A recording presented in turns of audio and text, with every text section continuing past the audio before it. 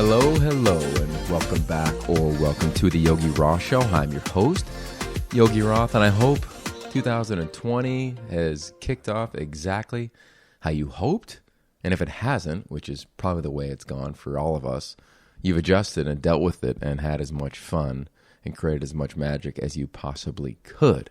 Speaking of magic, I'm going to get to that in a minute about today's guest. But overall, for me, the offseason of major college football, well, it hasn't been a quote-unquote off-season because there's still coaching moves, right? We see Colorado happening. Who knows what else may happen on that front, but hopefully nothing. Hopefully we can settle in and gear up for the draft. Spring football, we got you covered on the Pac-12 networks. Of course, everything you can be looking for at yogiroth.com, and continue to subscribe, rate, and review this podcast. I got some really fun content.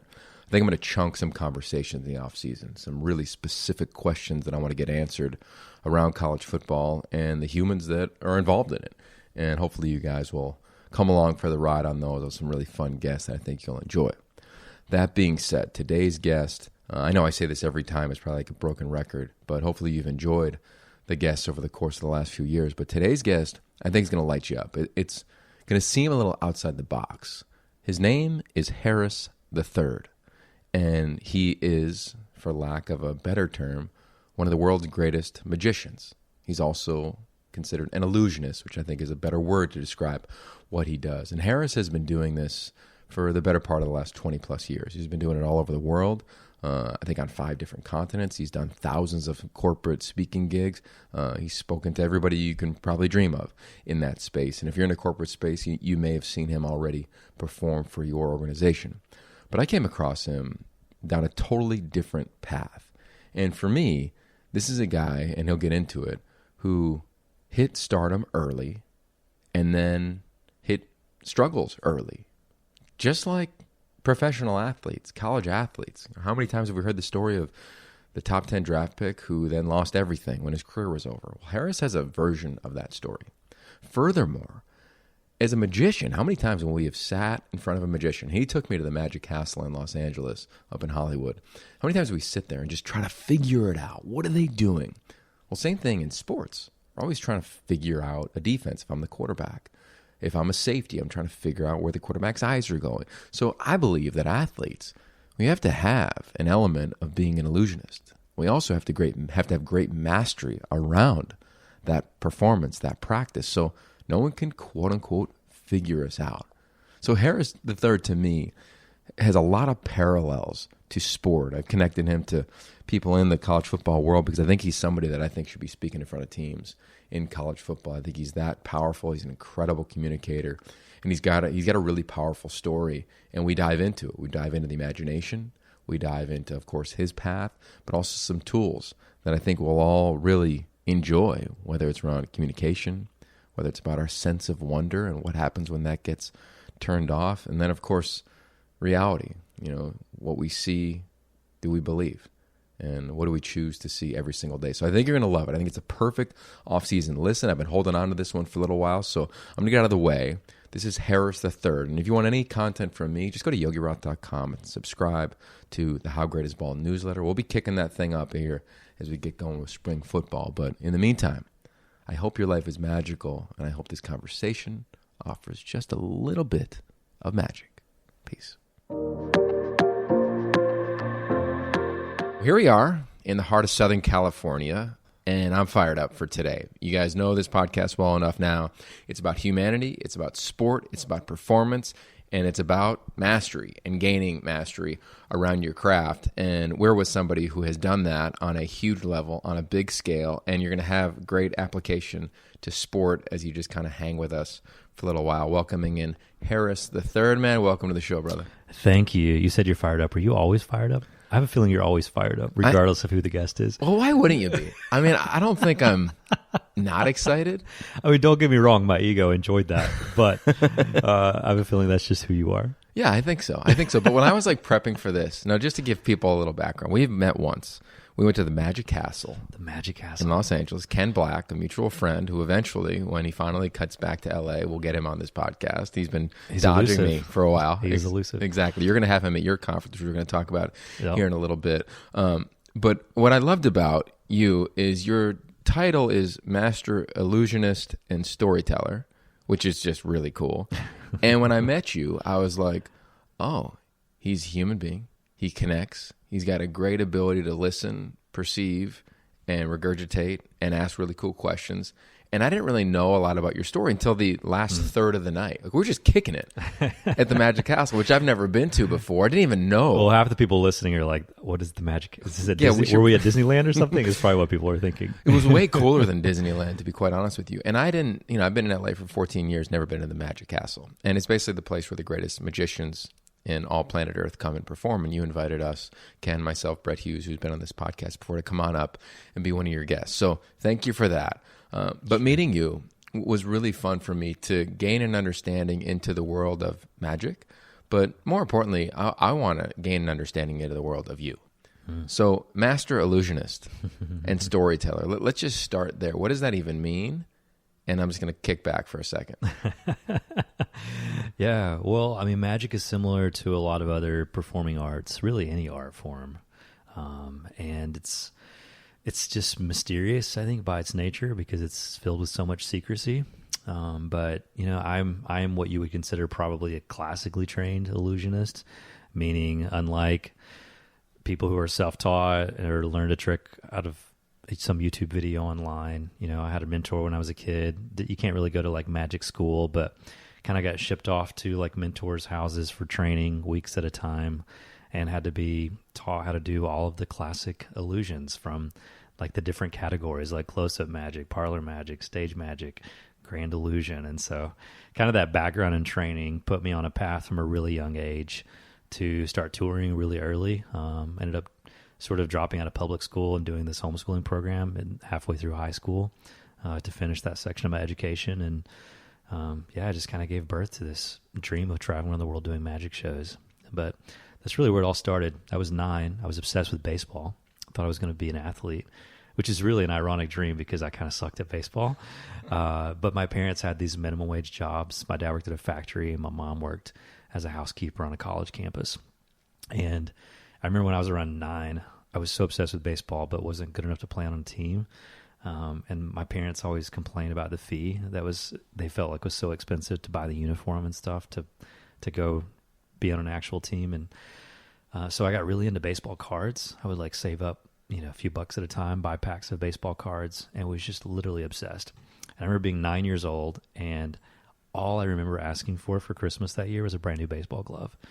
And the reason I remember this is because I kind of got duped. Like, we're at the last house, is my grandparents' house, and I see a box under the tree, and it is the perfect size to hold a glove. I rip it open, and it's a box of magic tricks. And instantly I'm like, this is stupid. Like, why did you buy me a box of magic tricks? There was nothing in my life that pointed towards a desire to learn magic. It wasn't a hobby of mine. It came out of nowhere. And so a few days later, I learned my very first trick. I thought to myself, like, this is really dumb. This isn't going to fool anyone. And went and performed it for my mom and dad, my first audience, thinking, they're like, what are you doing? Get out of the way. We're watching TV.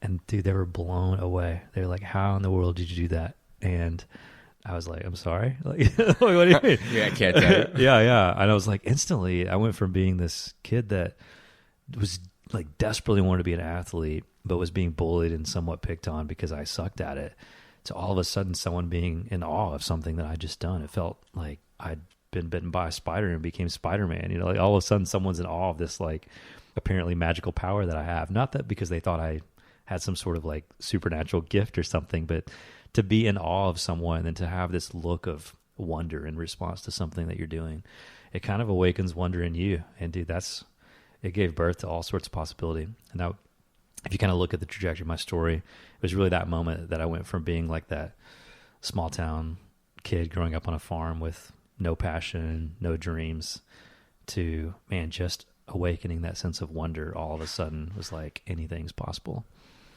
That's cool.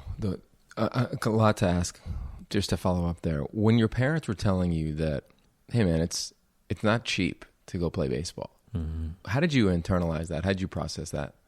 I think I was just surrounded by what felt like this is just the reality for living in a town like this. I don't remember any sort of, no one's ever asked me that question before, but I don't remember any sort of like resentment towards my parents of like, oh, they like must not love me because they're not paying for these fees. But I think there was also probably some wisdom on their part of seeing what my future held and where my natural strengths and giftings were. And there was nothing that, I remember in 6th grade showing up to try out for basketball at my middle school. And like, we didn't even do anything. And the coach was like, all right, you 3 can leave. And I remember going like, okay, I guess that's it. And walked out. And so maybe it was them being able to look at my life and going, we're going to invest what limited amount of resources we have in the things that we feel hopeful that you might be good at. And it doesn't appear that you becoming a professional athlete is one of those things. I asked that. I can remember being a kid, and I can remember being in 3rd grade, and this is when like sports were big. And my town was the same, 2,500 people, like no stoplights, like not much happening there other than like the desire to, thrive when you're there and thrive when you leave. Sure. And I wanted the Bo Jacksons so bad, but I never even asked for them because I knew they were so out of our price range. It was when the Bo Jacksons, like cross trainers, the orange ones were going crazy. Yeah. So I remember getting these like white, like $25 Reeboks. And I was like, all right, like this is my edge. Like my chip on the shoulder was really building at a young age of, I don't have the sweetest things, but look out, give me the rock. Like it was just kind of this development thing for you. So all of a sudden you pivot and you find this magic. It shows up on your doorstep to a certain degree. You find the wonderment that you just referenced. Yeah. Was there an element of this could be my professional athlete, the hook? Like I wonder if kids are saying, well, what's my thing I'm going to be obsessed with? And was that for you, or was it around just, I can make people be like, whoa, that's pretty rad. Let me try that again and see how it feels. No, I remember. So that was at 9. Like it took like 2 years. I was 11 years old and finally got paid to do a real like official show that got booked, and there was a real audience. And I got paid $25. And dude, I was like, this is it. I'm going to be rich and famous someday. This is like the new path for me. I'm going to be a professional magician. And it all happened really quickly. I remember, freshman year of high school, I was still in public school at that point. I remember sitting down and I'm like just sitting at the table eating lunch by myself as usual, no friends. And I'm practicing this little card trick. And the quarterback of the football team, which was like practically celebrity in a small town, right? He's sitting a few tables over from me, and eventually this guy looks up at me. He's like, what are you doing with those cards? And I was like, just a magic trick. And he's like, magic, do something. So I go over, he picks the card, his mind's blown. And he's like, guys, and I remember him like motioning, like, guys, and he like called a bunch of guys over. He's like, you got to come check out this magic kid. I do more magic. They're all amazed. They told their friends, they told their friends, they told their girlfriends. We used to get in trouble for, like, we didn't have cell phones back then, right? So they would all start passing notes, and all the notes throughout school would be like, all right, between 2nd and 3rd period, locker 303, magic show. And it was pretty sweet because like you have all these like, the popular kids in my school, all the stars of all the sports teams standing in a circle around this dorky magician kid chanting my name, like, hey, Harris, And my finale was always making it look like I could levitate like a few inches off the ground. Every time, instantly, it was like they'd split up, screaming, running down the hallway, swearing, cussing. All the teachers were like, that kid's the devil for sure. That kid is definitely the devil. It was pretty awesome, man. But it was interesting how, even though I never became an athlete, I sort of always tried to like, I don't even know if it was intentional, but there was always an association with athletes because of the popularity and approval that kind of comes with being in that spotlight. And in a small town, it was all about high school football. So those became my friends. That's so funny. My first love was hoops, and I ended up falling more in love with football because more people came. And I was like, I can play football in front of a couple thousand. This is pretty dope. And then I realized I wasn't going to be, 6'6", and nature just kind of happened to come upon my way and say, you're not going to be the point guard for the 76ers. But I think there's a great correlation between magic and athleticism or athletics because it's performance based. Sure. Like you want to ball, you want to do your thing, and you want to cross somebody over and make them say, whoa, and break their ankles or whatever it is in a magic show and somebody's jaw. Like, do athletes play the same when there's no audience? Right. I'd like to think so. So I want to ask you about that. I'm going to do this. I coach quarterbacks. I do this competition called the Elite 11, and it'll have already happened by the time this conversation airs. But I'm going to go talk to the top players in the country, and what we're going to do is we're going to have an imagination period in our actual camp. So these athletes, I bet they're similar to the business people that you talked to. I'd be curious. They're the best in class. Mm-hmm. They are followed by tens of, maybe hundreds of thousands of fans on social media, Instagram, Twitter, most importantly for them, Snapchat to a certain degree. They're told how great they are by everybody at this stage. Nobody's told them they're bad because they're in high school and they are the dude, the quarterback in the lunchroom, that's the man. And what I believe happens is anxiety and depression is becoming an all-time high in college athletics right now, because you get there and you're already on this crazy stage. So what we're going to do with them, because I think their imagination gets lost, is we're going to have a play period. Yeah. Just like we used to do back in the day. You probably did it when you were playing baseball. Yeah. I did playing baseball. I was throwing the tennis ball against the garage and I was making plays, or shooting hoops, or playing one on myself. And you always hit the game winner. You did the countdown, 5, 4, 3, 2. And if you missed it, you were fouled. You shot the foul shot. If you missed it, the foul shot, there was a lane violation. Like, you'd always ended in a win. Yes. And I think the imagination is something getting lost. So we're going to make kids. And I can't wait to watch them and be awkward and just be like, all right, who's going to really go for it here within your imagination? So I ask you that because I'm curious your take just on the word imagination. When did it ever get lost for you? Like, did it ever become about just the craft of like the magic, or was it always about like, how can I reimagine the magic trick that I've been taught or I've practiced? Yeah. Well, we can get deep really fast. I have lots of thoughts, and this is not like it's always, I always want to like put a little asterisk, be like, this is stuff that I'm processing. And so I'm thinking out loud here. But I have this theory, and that is that our imagination is sort of tied to our sense of wonder. And I think wonder it's almost like a light switch on a wall. I think we're all born with that wonder switch turned on. We see possibility, we see magic everywhere. It's very easy to be in awe and wonder of things when you're a little kid, if you've ever been around a little kid, right? But everything in this world is conspiring against wonder in an attempt to crush it. Because if it can crush wonder, we settle for the status quo, we begin to get in line, we don't disrupt, we don't ask questions. And like, it makes me think of the movie The Matrix, right? That really old film. It's like, hey, if they find out the Matrix is real, people start asking questions and there's too much disruption. So I think based on the safety that everyone prefers in the world, it's like that's why it's called disruption, right? And so I think when that wonder switch gets turned off, unfortunately, it stays off like for a lot of people's lives. And the thing that crushed your wonder could have been a bully on the playground, like some of mine. It could have been a bad coach that didn't coach well, or a father figure or something. Something crushes our wonder. And for some of us, it's like we fight to turn it on constantly. And so it's like on, off, on, off, on, off. But when that wonder switch is turned on, it's literally like turning the lights on. It changes the way that we see. And I think the setting of that switch determines how we use our imagination. And so I used to think that imagination was this thing that we used when we were little kids that sort of goes away as we grow up. And I actually now think that adults use their imagination as much as kids do. It's just that they misuse their imagination. So I think if that switch is turned on, we use our imagination to create, to dream, to visualize possibility. When wonder is crushed and the switch is turned off, we use our imagination to worry and fear. And so I see adults imagining all these horrible possible scenarios that gives them so much anxiety all the time throughout the day. And I think that worry is a misuse of imagination. And so if you realize you're already plowing through all this physical energy and mental energy to use your imagination to worry and fear, why not just rechannel all that creative energy into using your imagination to visualize what might be possible? And then that changes everything, right? Because that all ties back to storytelling, which is obviously another one of my passions. But really, it changes the story that you tell yourself, which is the most powerful story in the world, are the stories we tell ourselves. And when you change the story that you tell yourself, literally anything is possible. Did your wonder ever get turned off? Oh, for sure. Yeah. When was that?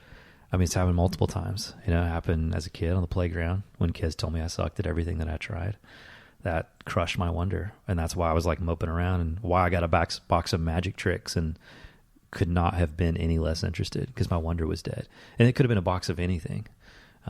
It could have been that new baseball glove. And maybe, I don't know, because that was maybe tied to the story I was telling and imagining for myself, maybe it could have reawakened my wonder a little bit. But I would say at that point, my wonder was crushed. And I think the look in my parents' eyes when I did that first magic trick for them, and they were literally in awe. Like, because wonder is somewhat, it's like contagious, right? So when you experience wonder in someone, you feel a little bit of that awe yourself. And so I think that experience with my parents, that first show, flipped the switch back on. It gave birth to possibility. And I began to reimagine and tell myself, like I reimagined my story. Like I had started to tell myself, I'm a poor kid stuck in a small town with no friends. My life doesn't matter. The moment that wonder switch was turned on, it changed the story that I could imagine was possible. It gave me hope. Instantly, it went from that kid stuck in a small town to like, maybe I could go places. Maybe I could be good at something. That's incredible. I just got back from Bali on our honeymoon, and I feel you on the wonder, right? We got a little 4-year-old, and like the garbage truck drives by, and he's like, "Garbage truck!" Like it's the coolest thing of all time. Oh yeah, man. Right? Yeah. But I also feel people being like, "Well, Bali, I can't go there," right? And that's the imagination's going towards worrisomeville. So that being said, you begin to get paid for your craft, as you referenced, prior to being a teenager. And then you roar in this profession. I mean, you hit it like a Ferrari right off the bat. What was that like for you? Because again, athletes that are listening to this, it's the same deal, right? Like you're a dude, you're a prodigy, and whoom, you hit the gas, and you are God's gift to your respective sport. And here you are, the hot and mighty magician.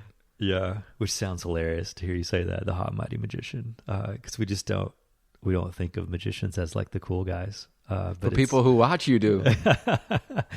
It's funny because I remember it was probably like 14 years old, my parents sitting down at our kitchen table and trying to explain to me that I'd made 6 figures and that was a big deal because that had been more money that they had made combined in over 2 years.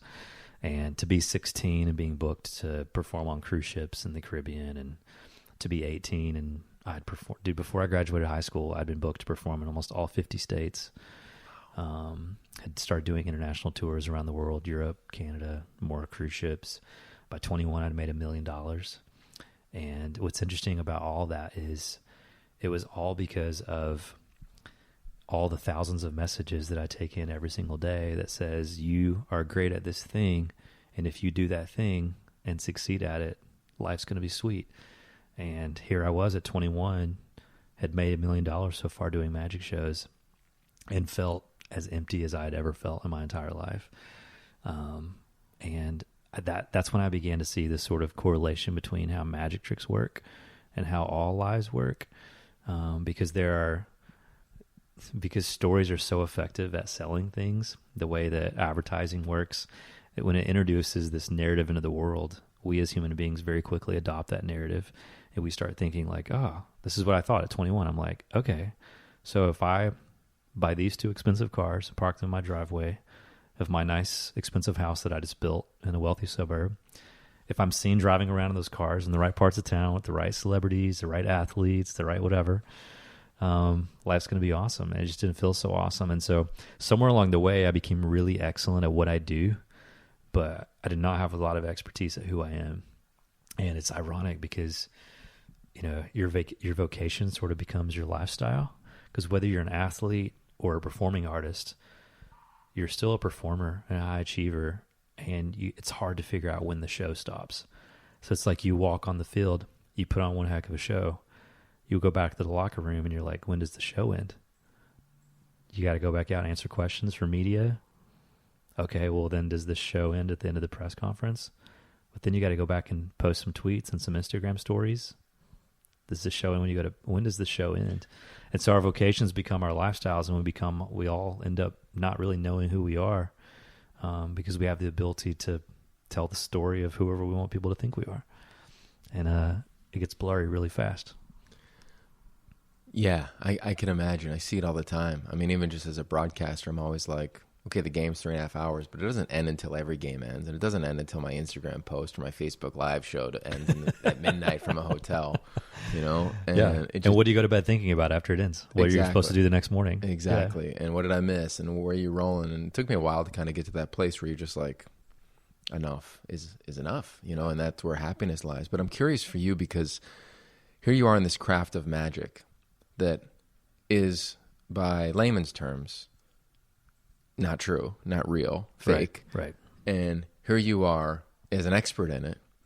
And do you get to this place where you're like, what is my truth? Like, here I am, the best in class, or arguably at least. I made $1 million. I got a sweet ride. I got a sweet house, and I made more money than the people that raised me. Was there a moment where you're like, and I'm not true. I'm not real. Yeah. I mean, being bankrupt within a year certainly helped. That's a wake up call, right?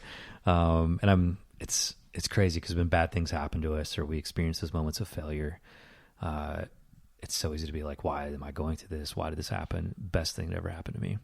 Because I think if I would have made $1 million by 21 and then another $1 million by 22, I would not be sitting in this room on this couch talking to you right now in Southern California. And that's because I wouldn't be who I am. And I think the reason we connected is not because of what I do, it's because of who I am. And it shaped me. It's what caused me to press pause and start asking questions about what's true and who am I. And really, that's when I discovered that correlation I was talking about between how tricks work. And I mean, really, the only thing that keeps us from labeling someone a magician or a con man is the motive behind how they use their skill set, right? It's the same principles of persuasion, the same principles of deception. Honestly, the only thing that keeps us from labeling a great leader or a great coach and a con man is how they use the principles of influence and persuasion. So it's all, magic tricks are based on the same psychology that all great leadership, all great political speech writing, all great advertising, it's all the same, right? So it's kind of like how you use those principles and whether you use them to take advantage of people or to serve people. And so it took me failing to learn those hard lessons and start connecting all those dots that led to me asking questions about what life was all about. What do you think about failure? Like, do you think that we need to, because we see it all the time, like in this country, we love redemption stories, let alone around the world. Like they're great.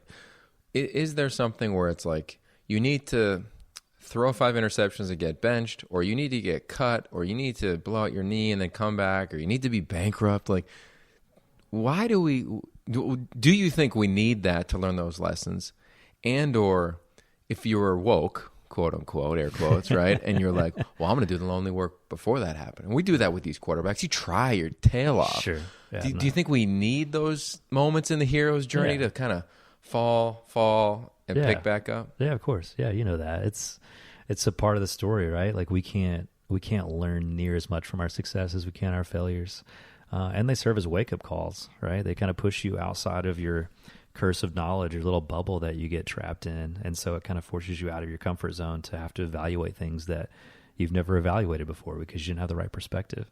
So, yeah, I have learned so little from my seasons of success and have learned, I would say, the majority of what I know now. What little that is, I've learned from my failures, for sure. So I think we should welcome them. And you could even make a case for the fact that if you're not failing somewhat often or regularly, I don't know that you're striving enough. I think you might be playing a little safe. Yeah, no, I hear you on that. I think there's this world where we can become, and I want to ask you about that next. You can do, whether it's elevating, levitating, a card trick, you get really good at it. Do you get bored? Like in that craft, and do you reimagine it? Because here I say that I'm going into my 11th year as a broadcaster, and I have to make sure that I'm constantly reimagining the craft in a beautiful way, that I love nuancing it every year. I want to work on this. I want to try that. Because fundamentally, you're just calling a game for 3.5 hours. I'm giving there's a play, 15 seconds, there's my comments, there's a play, and you just go and you go and you go. And the game changes and the players and the jerseys change, but it's still the same craft. I reimagine and try to, when I tell myself, hey, Yogi, you got to recapture your competitive temperament, your competitive edge every season. Why do I love it? Why do I love it? Why do I love it? For you, for somebody who has to be so good that you can't be flawed, because everybody's always looking for the one flaw in the magician. How did you maintain, I guess, the fun doing the same thing over and over again? Yeah, I think you're hinting at it already. It's the challenging of yourself, right? Yeah. To push yourself outside your comfort zone constantly, to strive to reach for something new that you haven't striven for yet. Striven, is that a word? Something that you strive for yet. So I think it's when you get comfortable, dangerous things start to happen. It puts you in this vulnerable spot because there's someone else that's working harder and trying harder is going to come outpace you. Yeah, I love that sentence. I'm going to flip it. Something dangerous can happen, and dangerous in a good way, right? Like I've heard Ronnie Lott say this before, Hall of Famer, about quarterbacks. Like, they're dangerous when they're at the line of scrimmage. You can see in their eye, like, they know what we're doing, right? There's this danger in, I know Pete Carroll, he's a mentor of mine. I remember asking him, hey, why do you have so much fun all the time? He goes, I've already been killed twice, man. He got fired with the Patriots and the Jets. He's like, I'm gonna cut it loose. Yeah. So for you hit proverbial rock bottom. You begin to climb up. And you also begin the introspective climb. And I'm going to imagine the love for story began for you. Is that accurate? Yeah, for sure. It was kind of heartbreaking at first. I was talking to these students at this public school in Michigan. I can picture her to this day. And she comes up to me afterwards with tears in her eyes. And I'd done this talk. I'd gotten out of the straitjacket and talked about a lot of the lies that had sort of trapped and entangled me. And so I'm kind of asking them, like, what's your straitjacket? What's the thing that's trapping you? And you got to figure out what your truth is.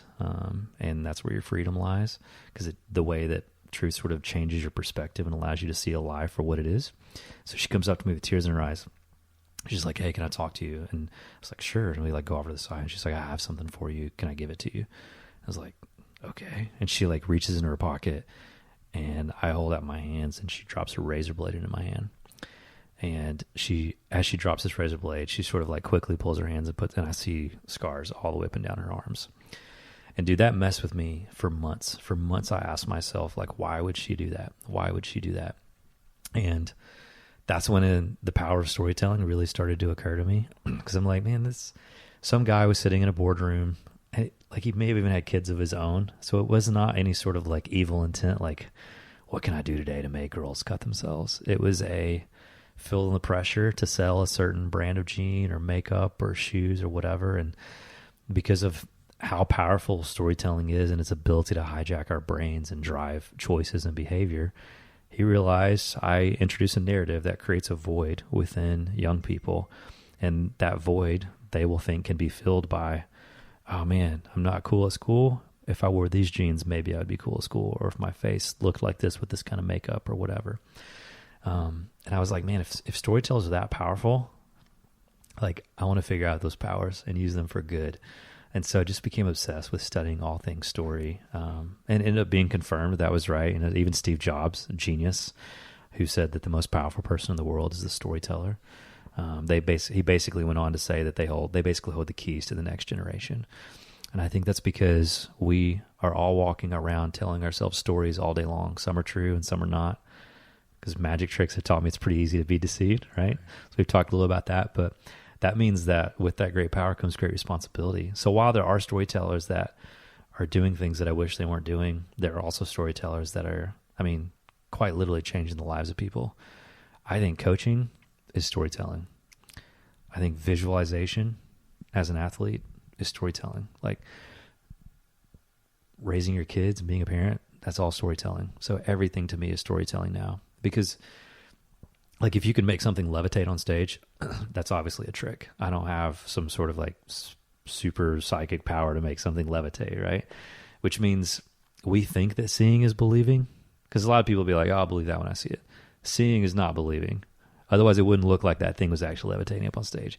But every time neuroscientists partner with magicians to understand how our brains work, they always discover that is actually more true to say that believing is seeing.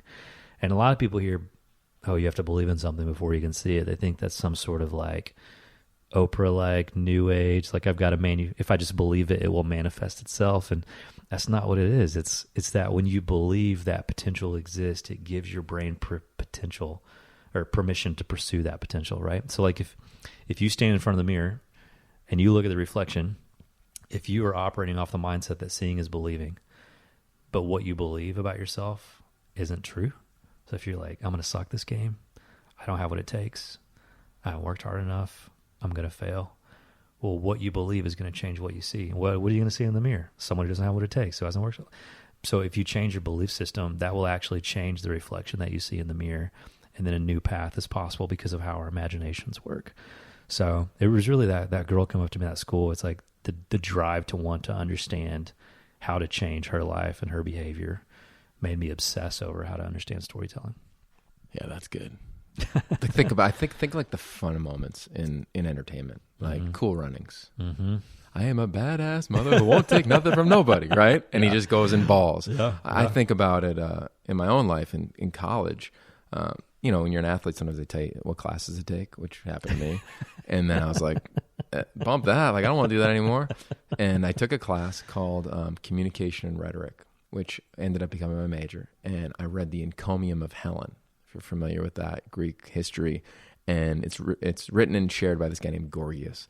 And bottom line is that he tells a story to the community, and they all kind of say like, wow, I never thought of it that way. Let's not go kill Helen, right? And it's this amazing way he does it. And I started to think about it, and I'm like, okay, cool. Like the words can do a lot. And okay, there's like elections happening. You're in college, you're into that. I'm like, oh, let's look. How does President Bush, like, what's his speech like? And Obama came out on the what's his speech like? And then I thought back to like Adolf Hitler. My grandparents are Holocaust survivors. So I was like, what's his speech like? And it hit me like, if you know how to communicate, you can change the world. You may change the world, good or evil. It depends on which lens you want to see life through. And that's when I said I'm gonna go do entertainment, because I was like, you can influence 1 million people like that. Yeah. Boom. Yeah. So I want to come back with something you said around wonder, because I think that's a fascinating word that can be connected to so many different things. So is it a feeling, wonder, or is it an emotion? So funny that you asked me that, because Ken Black, you mentioned him earlier. He and I were literally just texting about this a couple of days ago.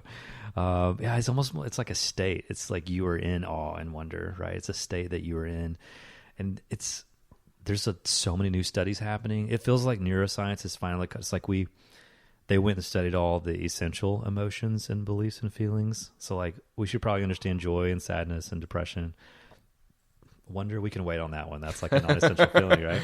And so now we're just getting around to studying these things. And there's a new study out of UC Berkeley that said that if someone is in a state of wonder, like if you have a sense of wonder in you, it can shift your physiology so much in your body that it does things like reduce stress, boost your immune system. It can even decrease chronic inflammation in your body.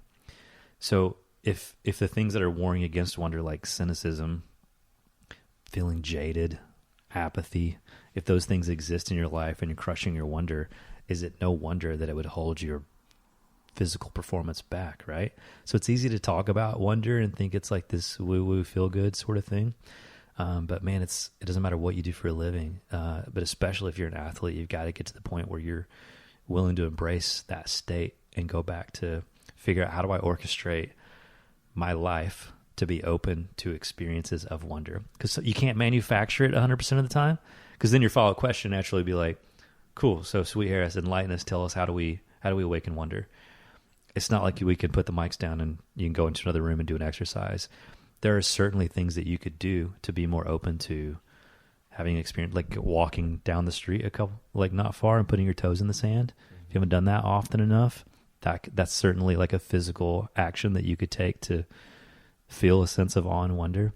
But it's almost more like you're creating an environment and a mindset to where you're open to it. So when you have these natural run-ins with these transcendent experiences that make you stop and pause in awe, it's like your body is open to giving itself permission to feel that experience of awe and wonder. Does that make sense?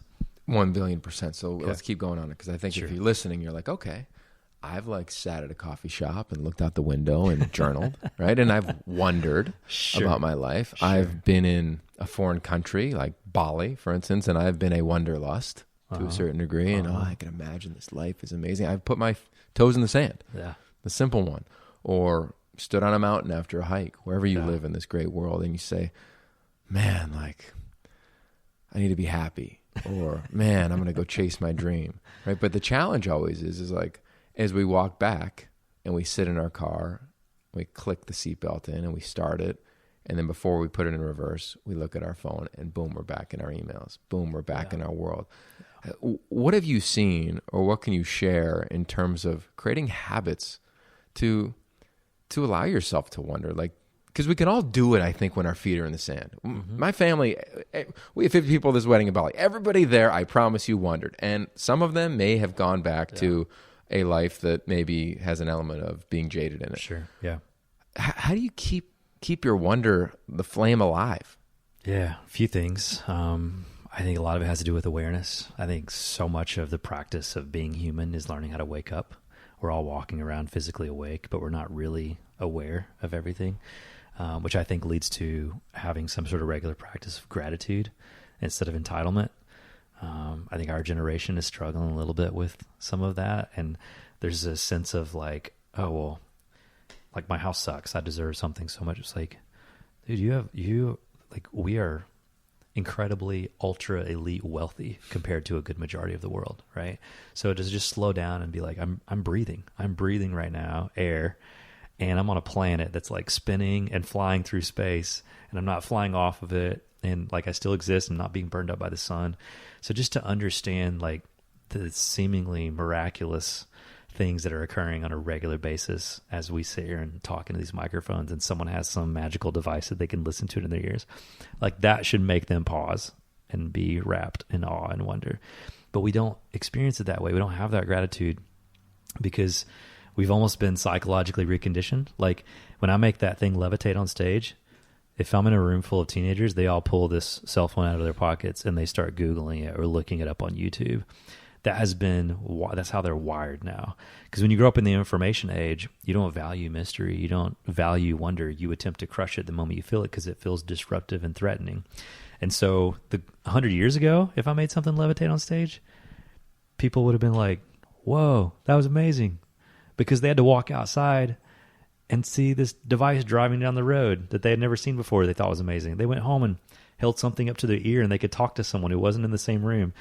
And if they didn't understand how all those technological advances were taking place, they couldn't open their phone and go Google it.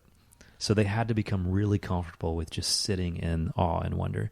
But now when things in the world around us interrupt us with a sense of awe and wonder, instead of just soaking it up, we immediately jump from, wow, that's amazing, to how does that work? And so I encourage people to like let wow breathe a little bit. We how our lives to death. We how good ideas to death. We how our futures to death, and be comfortable with the not knowing and learn just to sit in those moments of wow and let wow breathe. Wow. I think that there's some juice there.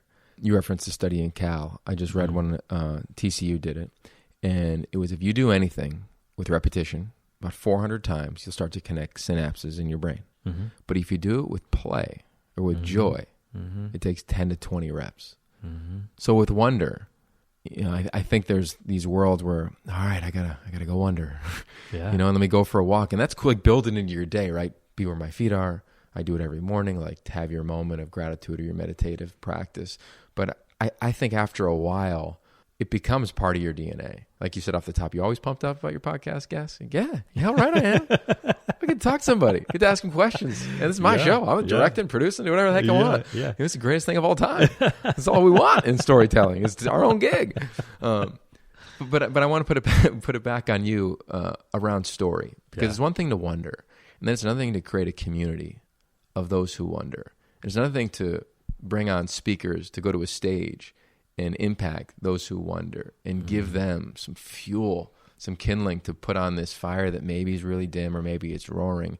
And you're running this conference now called the Story Conference. Mm-hmm. And I think it is like the coolest thing for my generation. We grew up with TED. We both have done TED Talks. Like they're awesome in their own right. Yeah. But stories like Venice Beach to me. Like I landed in Venice. I've been in LA for 14 years. It took me 8 to get to Venice. I got to Venice and I was like, my people, I can be me. That's how I feel. That's why I always stay here when I come. There we go. I knew we got along. But how does this thing happen? And explain it, because it's not there yet. But for those listening, like you're in on something that the world doesn't know about it yet, like they will. Yeah, man, it's a great question. I wish I knew how I'm doing what I'm doing. I think what I do know is I'm trying to come at it from a place of gratitude and generosity. And I think that generosity is so key. It's slightly different from everything you're taught as a kid growing up to do magic tricks. And magic, if you really think about it, is like this, it's hard for it to not be a selfish act. I have this thing that I can do that you can't do.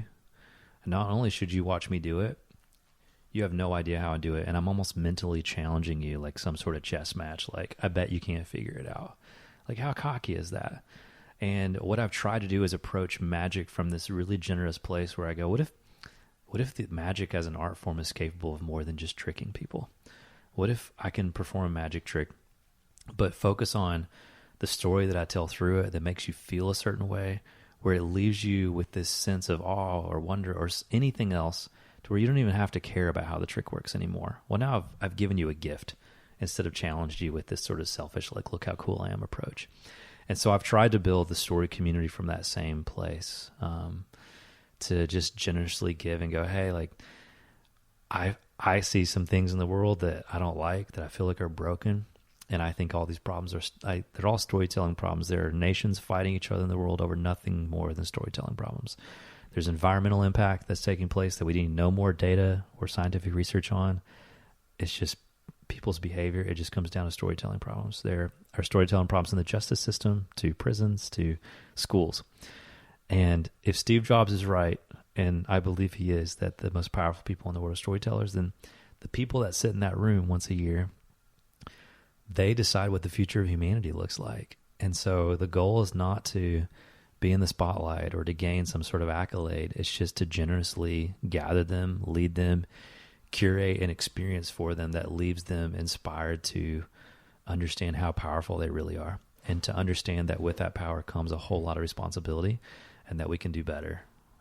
And so I think maybe just approaching it from that place of generosity has contributed. It's been one of the small things that has contributed to us creating something so beautiful. I can remember, it was probably almost 20 years ago. I was in Fiji, and I was staying in this little village. I didn't have any money. I had $40 exactly. And this guy invited me to stay with him and his family. And people in Fiji are like big dudes, right? And I'm not tiny, but I'm not like Polynesian, right? And he invites me in, and I'm staying in the cinder block house, and it's got 2 rooms, one with mom and dad and the girls, and then the boys in the room. I'm with the boys. There's no mirrors, there's no drawers, there's no closet, there's nothing. There's no Wi-Fi. And I'll never forget, at night, all the kids would rally around me. They'd all come in. I mean, droves of kids. They'd be like, Yogi, tell me a story. And I was 22 maybe, and I was like, tell me a story. And I was like, okay, so there was this, and it was the first time anyone ever asked, like, tell me a story. Yeah. And I thought it was so cool. And from that point on, I've always been connected to that. Like, can you tell me a story? So much so we'll even do it with like our little guy. He'll be like, I got nothing to do. And I'll be like, well, tell me a story. Or we'll tell him one. And all of a sudden, you can see, as you referenced earlier, the wonderment, the imagination. Like, storytelling does so much. It could pass the time on a bad flight, on a long walk. It could allow you to meet your partner in life, like I'm sure it did for you. It definitely did for me. Yeah. But I think when we look at storytelling, and maybe it's changing, but it was almost as though like, oh, you're one of those guys. You know, I remember when I was in college, it wasn't like storytelling was cool. It was like, sports is cool. I guess I'll go to law school. Like, and that was that. Versus like, no, man, well, let's write. Like, I wrote in journals. I got stacks of journals of all my journals. So I say that to you talk to a lot of different people, right? Mm-hmm. The story conference, they're all believers, right? Mm-hmm. Everybody wants to tell story and learn about story. But you go to corporations, you talk to high schools as you reference.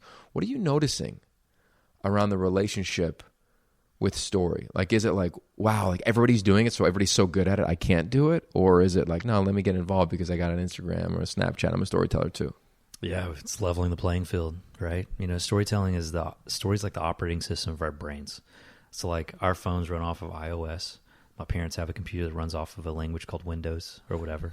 Our brains run off of narrative, which is why it is so powerful. It's how we organize information. It's how we make sense of everything. The other day we were in Utah. We're hiking from this old gold mine from the late 1800s.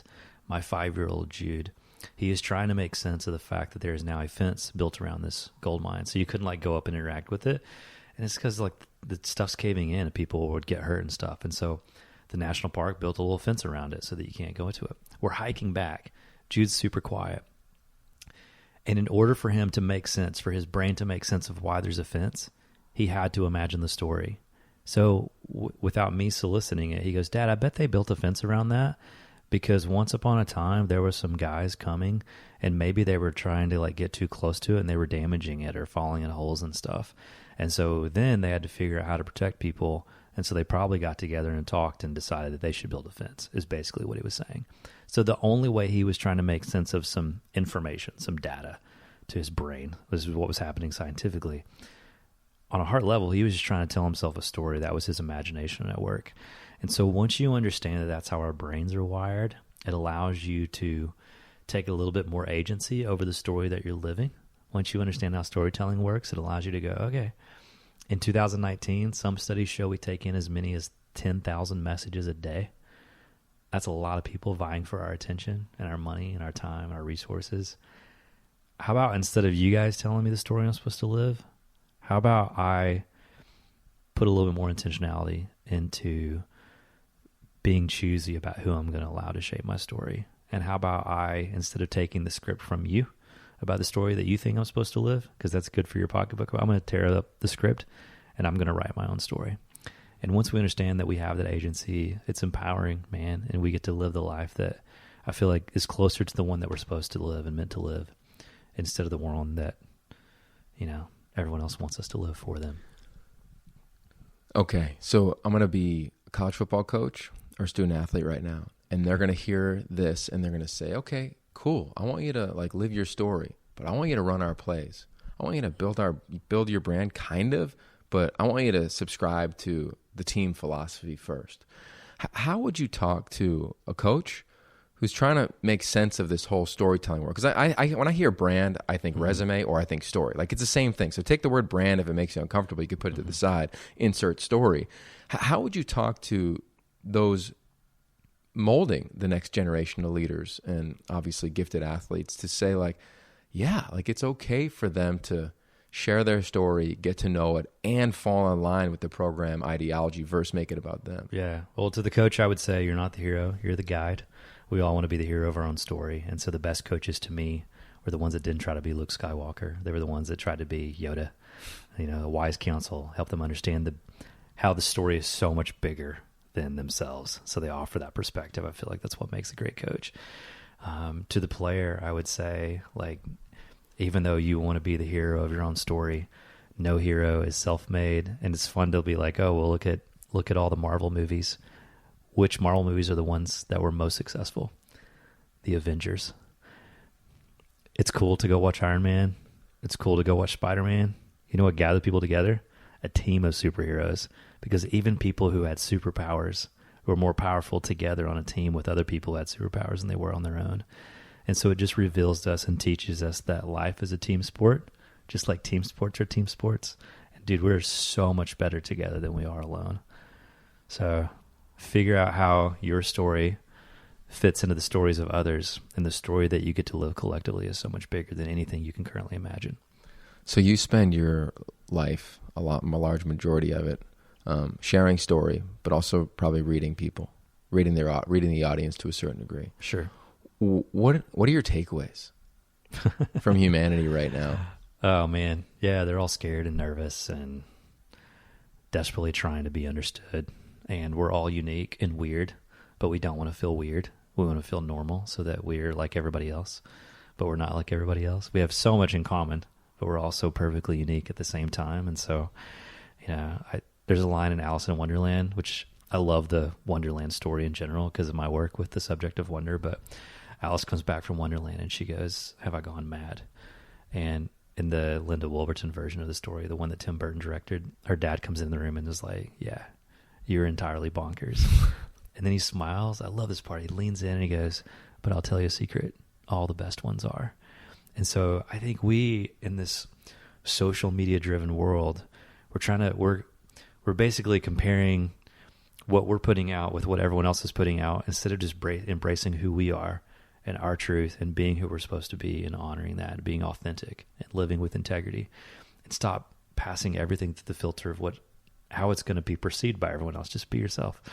And so I would say to everyone listen to this, like, you feel weird because you are weird, but I have really good news. Yeah, you're weird, but all the best people are. So bring your uniqueness to your craft, bring your uniqueness to your brand, to your story. Yeah, be who you are. I don't know if that's a direct answer to your question, but no, that's great. I mean, before we let you bounce, I want to hear your thoughts on fear, because I have to imagine that you dealt with it being bullied as a kid, to first time you performed in front of your parents, first time you performed on a ship, first time you performed in front of a couple thousand, first time you said, "Oh my God, I'm bankrupt," and had to talk to somebody about that. You know, what's your relationship with that word? I mean, everything you want is all the magic you're looking for. It is right outside of your comfort zone. So there's no way to live the life you're dreaming about and imagining without dancing with your fear. I think there's some people who'd be like, punch your fear in the face. And I'm like, I don't think that's how fear works. That's like sort of like the macho masculine, just punch in the face and show who's boss. I'm like, no, like that fear is there for a purpose. It plays this really unique role in your chemistry of your brain and your performance. And so I think it's more like a dance. It's like you grab your fear by the hand. You just like, you don't let it be sit in the driver's seat. You're like, okay, I'm going to bring you along for the ride because you play a really important role. But you don't get to call all the shots. And so, yeah, and go back to understand that is a misuse of imagination. So how much control you allow fear to have over your life is essential. You know, the old saying I think is often true, false evidence appearing real. It sounds cheesy. It's a cheesy acronym, but FEAR, false evidence appearing real. There's a lot of truth to that. It's pretty often that fear is an illusion. So to understand that if it's an illusion, but it's playing tricks on you, if you think seeing's believing, then you're going to let fear call the shots.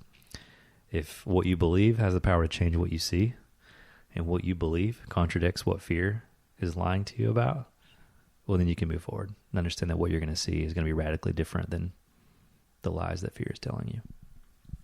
I have a friend, he once told me that you got to invite fear into the room and then you got to learn how to pet it. And I thought that was really rad of like, learn how to pet it. Yeah. That's so good. Like invite your story into the room and like learn how to look it in the eye. Yeah. You know, learn how to deal with, I mean, I remember just thinking about getting married. It was like, okay, I got a pretty good gig going right now. This solo life's pretty good. Yeah.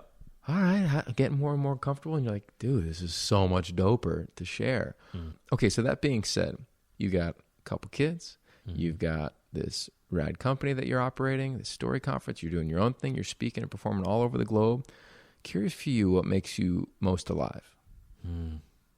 So many things. I think the heart of all the ways I could answer this question is going back to childlikeness. You know, we're all so desperate to grow up, and like we all are trying to get to the top of that mountain. And man, when you grow up, everybody just wants to be a little kid again. And so tapping back into those childlike things like play is so important. We all feel alive when we're playing like we did when we were kids. I think the reason why we don't is because of the way that cynicism lies to us, which is so connected to fear, right? Because like if you interact with an adult and you ask them, like if you're in a moment of play, their cynicism that has crushed their wonder starts to lie to them. It's like, hey, don't do that right now. You're acting childish. You're acting like a fool. But there is a huge difference between what is childlike and what is childish. And so I think you can grow up and put away childish things without ever losing your sense of childlikeness. So, man, I feel most alive when I act like a little kid again, whether that's playing with other adults or playing with my kids. Yeah, because they remind me of what's possible. And what is it now that you're seeking in life? Magic, man. Yeah. Magic is not something you can see a magician do on stage. Magic is something that you can feel, which is ironic that they call us magicians because we just do tricks. But if that sense of wonder that you feel when you watch a magician do something fake that looks real, that looks like anything is possible, or someone says like, hey, how was the concert last night? Oh man, it was just, can't put my finger on it. It was magical. That means that only magicians are not the only people who can perform magic. I can make people feel magic. You make people feel magic through what you do. Jordan made people feel magic. You know, we all have that potential because it's inside of us. And you know, one of my favorite quotes is Maya Angelou. She says, people always forget what they hear you say. They'll forget what they see you do, no matter how good you are on the field or the court or how good I am on the stage. They will forget that. They will never forget how you made them feel. And so if you can make people feel something, that sense of magic, something transcendent that goes beyond just the physical, what we can see, smell, taste, touch, and hear, all of a sudden you're connected on a heart level, and they'll never forget what they saw you do. They'll never forget what they heard you say. You know, Tiger winning again, that like watching that unfold, it was not because of skill sets. It was because of a story, and everyone was curious to see how the story was going to end. Was it a comeback story? Was it a failing story? They were on the edge of their seats, not to watch him play golf, because there's way too many people tune in that those stats were crazy. The number of people that were watching golf that had never watched golf or didn't know anything about golf, they were watching because they care how stories end. And it brought people this experience of magic. I think we all have the opportunity to make people feel that. This podcast, it's got one core question, which is, what does it mean to be human? So I'm curious your answer to that. What does it mean to be human? I think what it means to be human is to be awake. I go back to something I said earlier. A lot of us are walking around physically awake, but that doesn't mean that we're tuned in and aware. And I think so much of living our life is about learning how to wake up and how to see. So if we actually wake up, that wonder switch is on, that's when I feel like we're a full human, because it changes how we see everything. And lastly, we've asked everybody on this podcast the same final question, which is, how do you feel about the word limits? What are those? Illusions. It's from the master illusionist. Yeah, some sort of lie that you tell yourself to make you feel comfortable. Yeah, limits make us feel safe. That's why we set them in place for our kids. I'm a good parent if I give my kids boundaries. Yeah, because they make my kids feel safe. But when it comes time for them to push past those limits, past those boundaries, man, it's a foolish, horrible mistake of parenting for me to keep this in place. So, yeah, they're just illusions. I love it, man. All right, how can people track you down? What's the best way? You can follow along online at Harris III. So Roman numeral 3. Harris is my last name. It's what everyone's called me my whole life, including my closest friends. But I'm a third. I'm the third person in my family with the same name. So it's just I, like the Roman numeral 3. So at Harris III. Mostly on Twitter and Instagram these days. Website's harristhird.com. And you can check out more about our company, Astoria, Istoria. Kind of how we leverage the power of story to solve problems around the world.